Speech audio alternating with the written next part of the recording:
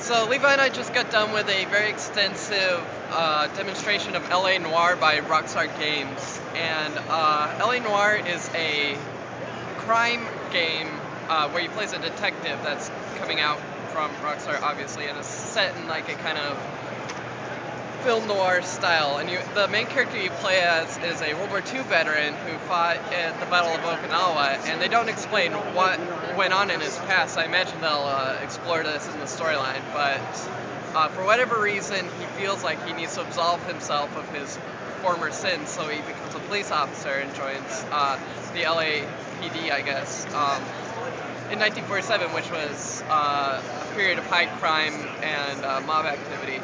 So the game itself is kind of like I guess an RPG detective, like clue finding game, and you go from crime scene to crime scene, basically.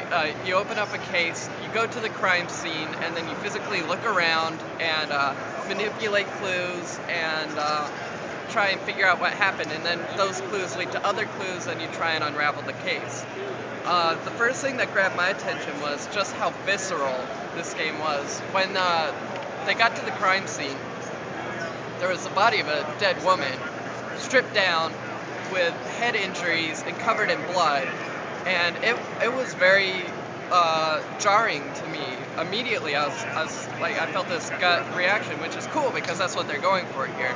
And along those same lines, they have like this new facial scanning technology that all the actors, their facial gestures show up really well, and throughout the game, you're going to make decisions whether or not you trust people based off of the way they react when you're interviewing them. So, like, if they look away quickly when they answer, you might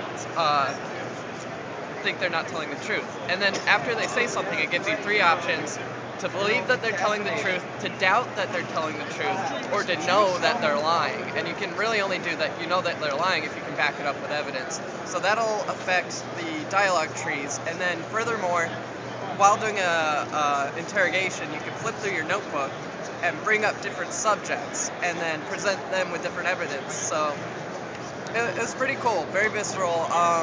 Levi and I will probably talk about a little bit more on the podcast, so check that out. And anything else you want to say about it, Levi? All right, we'll talk about it later.